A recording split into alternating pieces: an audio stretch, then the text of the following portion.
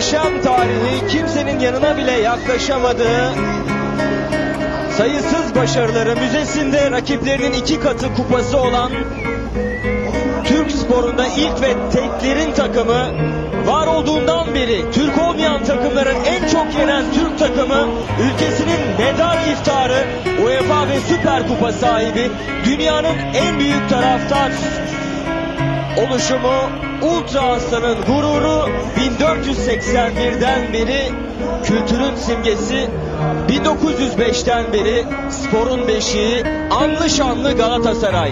Şampiyon kim olur, bu bir severler.